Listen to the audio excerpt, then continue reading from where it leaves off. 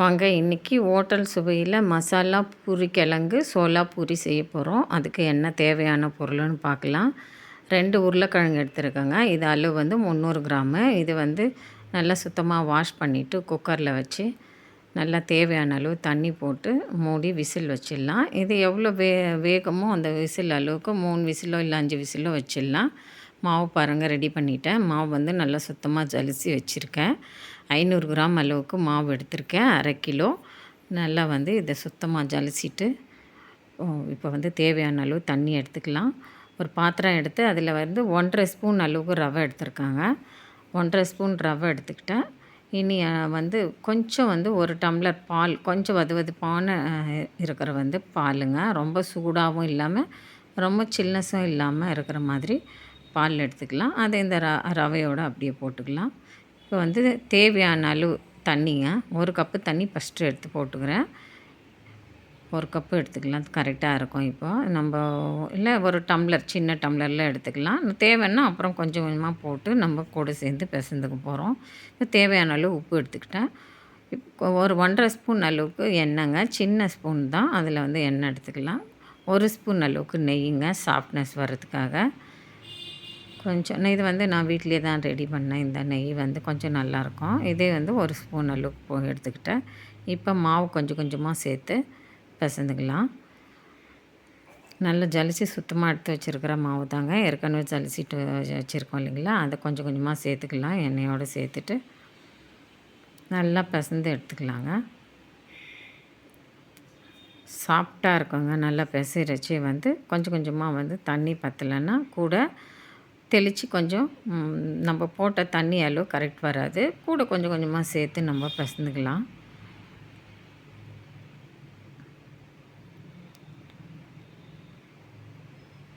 கொஞ்சம் இது வந்து இந்த அளவுக்கு இன்னும் கொஞ்சம் கூட வந்து மேலே தெளித்து நல்லா பிசைந்துக்கலாம். கூட ரவை எல்லாம் ஊறி நல்லா பாலில் கூட மாவோடு நல்லா மிக்ஸ் ஆகிடும். பாருங்கள், இந்த அளவுக்கு நல்லா பிசைந்து வச்சுடுவோம். நல்லா சாஃப்டாக இருக்கும். இதை வந்து அப்படியே வந்து ஒரு 10 நிமிஷம் மூடி வச்சிடலாங்க. அப்படியே ஊறட்டும். அதுக்குள்ளே வந்து உருளைக்கிழங்கு பாருங்கள், எடுத்து நல்லா தோலெல்லாம் எடுத்துட்டு நல்லா மசிச்சு வச்சுருக்காங்க. அப்படியே சூடு இருந்தால் வந்து இடிக்கிற கல் இல்லைங்களா, அதில் கூட நல்லா மசிச்சுக்கலாம். இல்லை மசாஜ் பண்ணுறோம் இல்லைங்களா, அதில் அந்த ஸ்டிக்கில் கூட வச்சு மசாஜ் பண்ணிக்கலாம். இந்த அளவுக்கு சாஃப்ட் இருந்தால் போதும். நல்லா கட்டி இல்லாமல் பிசைந்து வச்சுக்கலாம். கொத்தமல்லி கொஞ்சம், ஒரு பெரிய வெங்காயம், ஒரு தக்காளிங்க, 2 பச்சை மிளகாய், கொஞ்சம் ஒரு வந்து கேரட் எடுத்திருக்கேன். அது நல்லா தோல்லாம் சீவி வந்து அதை வச்சுருக்கேன். பாதி தான் எடுத்திருக்கேன், பெரிய சைஸ் இல்லை. கேரட்லாம் போட்டால் கொஞ்சம் மசாலா உருளைக்கிழங்குக்கு டேஸ்ட் இருக்கும். அதனால் கேரட்லாம் எடுத்து வச்சுருக்கேங்க. ஒரு தக்காளி இல்லாமலும் செய்திருக்கேன். இது வந்து கொஞ்சம் டேஸ்ட் கூட இருக்கும். அதனால் வந்து தக்காளியும் கேரட்டும் கூட சேர்த்துக்கிறேன் மசாலா உருளைக்கிழங்குக்கு. 2 ஸ்பூன் அளவுக்கு எடுத்துருக்கேங்க எண்ணெய். அது வந்து கரெக்டாக இருக்கும். நிறைய ஆயில் தேவையில்லை மசாலா உருளைக்கிழங்குக்கு. 1 ஸ்பூன் அளவு கடுகு, 1/2 ஸ்பூன் அளவுக்கு சீரகம் எடுத்துருக்கேங்க. அதை நல்லா அப்படியே எண்ணெயில் போட்டு எண்ணெய் நல்லா காஞ்ச உடனே அது நல்லா கடுகு பொரிஞ்ச பிறகு வெங்காயம் போட்டுக்கலாம். நல்லா எண்ணெய் கொஞ்சம் மீடியம்லேயே வச்சுக்கோங்க. ரொம்ப மேலே தெரிகிற அளவுக்கு வேண்டாம். மீடியம் அளவுக்கு எண்ணெய் வச்சுக்கோங்க, கருகிடும். கொஞ்சம் வந்து 1½ ஸ்பூன் அளவு கடலைப்பருப்பு, உளுத்தம்பருப்பு எடுத்திருக்கேன். ஒரு பட்டை தாங்க, இது ஆப்ஷனல் தான். உங்களுக்கு வேணும்னா போட்டுக்கலாம். வாசனையும் நல்லாயிருக்கும். அதுக்காக ஒரு பட்டை எடுத்திருக்கேன். அது கூட வந்து இது பாருங்கள், கடுகு நல்லா சீரகம் கடுகு பொரிஞ்சிட்டுது. கூட அதில் வந்து பருப்பும் பட்டையும் சேர்த்துக்கலாம். இது கொஞ்சம் நல்லா ப்ரௌன் கலராக வரட்டுங்க. ரொம்பலாம் வர வேண்டாம், கொஞ்சம் கலர் மாறினா போதும். இது கூட வெங்காயம் சேர்த்துக்கலாம். நல்லா 1 கப்பு பெரிய வெங்காயம் பொடியை கட் பண்ணி வச்சுருக்கேன். அதை வந்து நல்லா வந்து நம்மளுக்கு ப்ரௌன் கலராக வரணும்னு வதங்க வேண்டாங்க. கொஞ்சம் கண்ணாடி பதத்தில் இருந்தால் போதும். கூட 2 பச்சை மிளகாங்க, அதை நீல வாக்கில் கட் பண்ணி அப்படியே போட்டுக்கலாம். கருவேப்பிலை கொஞ்சம், கொத்தமல்லி கொஞ்சங்க கூடவே வதக்கிட்டு நல்லா கொத்தமல்லி மேலே போட்டுக்கலாம் வாசனைக்கு. கொத்தமல்லி கொஞ்சம் எடுத்துக்கோங்க. தக்காளியும் பொடியாக நறுக்குனது, குட்டி குட்டியாக நறுக்கி வச்சுருக்கேங்க. அப்போ கொஞ்சம் வதங்கிறதுக்கு நல்லாயிருக்கும். பாருங்கள், வெங்காயம் வதங்கிறதுக்காக லைட்டாக கொஞ்சம் உப்பு போட்டுக்கலாம். அப்போ வந்து கொஞ்சம் சீக்கிரம் வெங்காயம் வதங்கிடும். ப்ரௌன் கலராகவும் ஆகும். ஆனால் இப்போ நம்மளுக்கு அந்தளவு ப்ரௌன் தேவையில்லை. இப்போ கண்ணாடி பதத்தில் தான் நம்ம எடுக்க போகிறோம். ப்ரௌன் பதம் இது வதங்கக்கூடாது. பாதி வதங்கிடுத்து. இப்போ வந்து மஞ்சத்தூள் கொஞ்சம் போட்டுக்கலாம். 1/4 ஸ்பூன் அளவுக்கு மஞ்சத்தூள் சேர்த்துக்கலாம்.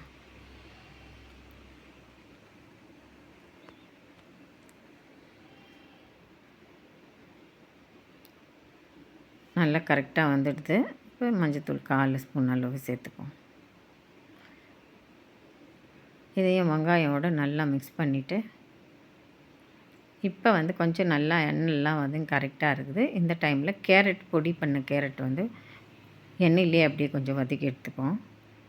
இப்போ தக்காளி போட்டுக்கலாம். தக்காளியும் நல்லா வந்து எண்ணெயில் அப்படியே பாதி வதங்கினாங்க. வதங்கின பிறகு தான் நம்ம வந்து உருளைக்கிழங்கு சேர்க்கணும். தக்காளி பாருங்கள், இப்போ பாதி வதங்கிடுது. இன்னும் கொஞ்சம் நல்லா வதங்கின பிறகு இந்த பதம் வந்தால் போதும். இப்போ வந்து நம்ம உருளைக்கிழங்கு சேர்த்துக்கலாம். நல்லா மசிச்சு வச்சுருக்கோம் இல்லைங்களா, ஏற்கனவே உருளைக்கிழங்கு, அதை இதோடு சேர்த்துக்கலாம்.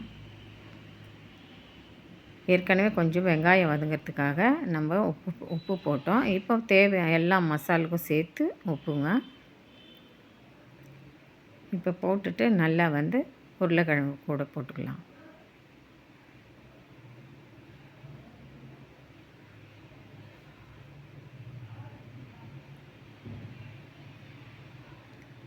உப்பெல்லாம் நல்லா மிக்ஸ் ஆயிடுச்சு.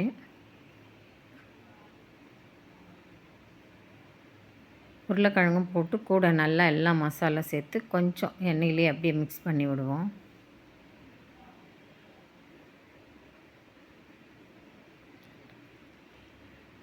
எண்ணெயிலே நல்லா அப்படி கொஞ்சம் மிக்ஸ் பண்ணால் வந்து நல்லா கரெக்டாக இருக்குங்க. மசாலெல்லாம் பிடிக்கும் கொஞ்சம். இப்போ வந்து நல்ல ஒரு 1/2 டம்ளர் அளவுக்கு வந்து நம்ம தண்ணி போட்டுக்கலாம். இது கரெக்டாக இருக்கும். தண்ணி போட்டு நல்லா மிக்ஸ் பண்ணி விடுவோம்.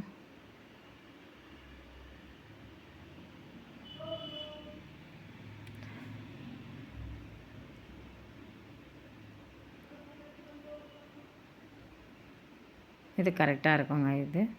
இந்த அளவுக்கு. இப்போ அப்படியே ஒரு 5 நிமிஷம் மூடி விடுவோம். கொதிச்சுட்டு நல்லா வாசமாக திக்காக வரும். பெரிய கடாய் எடுத்துருக்காங்க. சோலாப்பூரியில் பெரிய சைஸில் நம்ம செய்ய போகிறோம். அதுக்காக கொஞ்சம் பெரிய கடாய் எடுத்துக்கலாம். நார்மல் சைஸ் கடாய்னால் கொஞ்சம் அகலமாக போடுறதுக்கு வராது. நல்லா பெருசாக உப்பலாக வரும் இல்லைங்களா, அப்போ கொஞ்சம் பெருசாக கடாய் எடுத்துக்கலாம். இது கொஞ்சம் நல்லா காஞ்ச பிறகு நல்லா ஒரு 500 கிராம் அளவுக்கு எண்ணெய் எடுத்துருக்கேன். எண்ணெய் நல்லா கொஞ்சம் நல்ல பெரிய திக்கு கடாய் எடுத்துட்டா நல்லா இருக்குங்க. உங்கள்கிட்ட இருந்தால் எடுத்துக்கோங்க, இல்லை எந்த கடாய் இருக்கோ அதுலேயே வச்சு, உங்கள்கிட்ட எந்த கடாய் பெரிய சைஸில் இருந்தாலும் அதுலேயே எடுத்துக்கலாம். என்கிட்ட இது இருக்குது, அதனால் இதை எடுத்துக்கிட்டேன் நான்.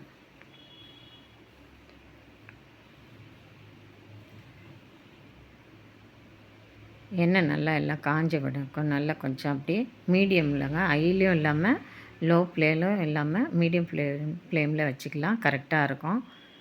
நல்லா சூடான பிறகு இப்போ வந்து சோலாப்பூரினா கொஞ்சம் நல்லா ரவுண்டாக பெரிய சைஸில் தேய்க்கணும் நம்ம. அதுக்காக வந்து மாவு வந்து நல்லா ஊறி 10 நிமிஷம் ஆகிடுதுங்க பிசைந்து வச்சு. இப்போ கொஞ்சம் நல்லா சாஃப்ட்னஸ் கரெக்டாக இருக்கும். இப்போ எடுத்து வந்து நம்ம தேவையான அளவு சோலாப்பூரி எவ்வளோ சைஸ் இருக்கோ அந்த சைஸு நல்லா உருண்டை பண்ணி வச்சுக்கலாம் எல்லாத்தையும் ஒன்று ஒன்றா.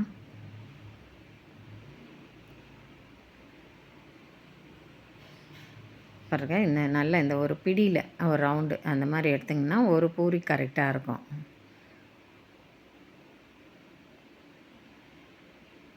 இந்த அளவுக்கு எடுத்துக்கலாம். ஒரு ரவுண்டு கரெக்டாக இருக்கும். இந்த சைஸ் இந்த ரவுண்டு வந்து ஒரு பெரிய சோலாப்பூரி அளவு தேய்க்கிறதுக்கு கரெக்டாக இருக்குங்க. அதை எடுத்துக்கலாம்.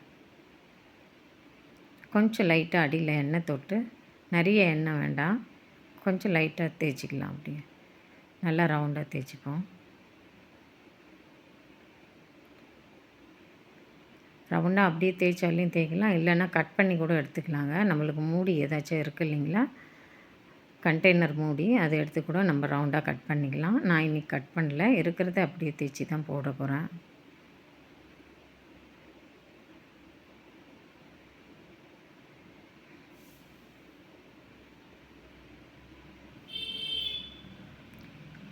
நல்லா ஒரு ரவுண்டு எவ்வளோ மாவு எடுத்தோமோ அவ்வளோ அளவுக்கு நல்லா கொஞ்சம் அழுத்தம் கொடுத்து தேய்ச்சி வச்சுக்கலாம். பாருங்கள், இந்த அளவுக்கு ஒட்டாமல் க்ளீனாக நல்லா மாவு சாப்பிட்டா ரவுண்டாக பெரிய அளவில் ரவுண்டாக வந்துடுது. இதை அப்படியே நம்ம பாருங்கள், இந்த அளவுக்கு இதை அப்படியே காஞ்சிட்ருக்கிற எண்ணெயில் அப்படியே போட்டுடலாம். நல்லா காஞ்சிடுது பாருங்கள். ரொம்ப ஹையில் வைக்கல, நான் மீடியமாக தான் வச்சுருக்கேன். இப்போ அந்த சூடே கரெக்டாக இருக்குது பாருங்கள். நம்மளுக்கு ஃபாஸ்ட்டாக வேணும்னா நல்லா ஹையில் வைக்கலாம். ஆனால் மீடியமாக வேணும்னா கொஞ்சம் மீடியம் ஃப்ளேவரில் தான் வைக்கலாம். பூரினா கொஞ்சம் ஹையில் இருந்தாலையும் நல்லா தான் இருக்கும், சீக்கிரம் ஆகிடும். ஆனால் சட்டுன்னு செய்யணுன்னா கொஞ்சம் ஹைலியே வச்சுக்கோங்க.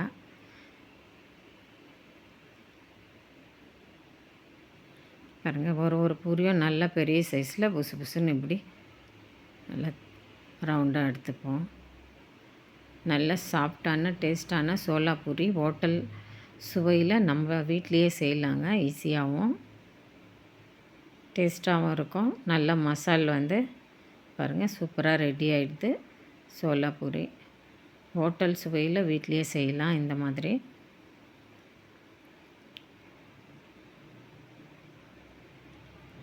உருளைக்கிழங்கு ரெடி ஆகிடுது பாருங்கள். நல்லா திக்காக நம்ம கொஞ்சம் நல்லா தண்ணி எல்லாம் போட்டிருக்கோங்கள, லாஸ்ட்டாக கரெக்டாக கொஞ்சம் உப்பு செக் பண்ணி அதையும் போட்டு இறக்கி வச்சுட்டேன். இப்போ கொஞ்சம் கொஞ்சமாக எடுத்து நம்ம பாத்திரத்தில் போட்டு நல்ல டேஸ்ட்டாக சுவையாக கமகமன் வாசனையோட உருளைக்கிழங்கு மசாலா பாருங்கள். கேரட்டும் கொஞ்சம் கூட போட்டிருக்கோம், ஹெல்த்தியாகவும் இருக்கும். சூப்பராக ரெடி ஆகிடுது. இதை நம்ம சோலாபூரியோடு வச்சு நல்ல டேஸ்டியாக குழந்தைங்களுக்கும் கொடுக்கலாம், நம்ம சாப்பிட்லாம். ரொம்ப டேஸ்டியாக இருக்கும், ஹோட்டலில் செய்த மாதிரியே இருக்கும். அவ்வளோ டேஸ்ட்டாகவும் வாசனையாகவும் சோலாபூரி ரெடி ஆகிடுது. உருளைக்கிழங்கு மசாலா உருளைக்கிழங்கும் ரெடி ஆகிடுது. இந்த மாதிரி ஒரு முறை ட்ரை பண்ணுங்கள். இந்த வீடியோ பிடிச்சிருந்தால் லைக் பண்ணுங்கள். விசேஷம் வெள்ளூர் விழாவுக்கு சப்ஸ்கிரைப் பண்ணுங்கள்.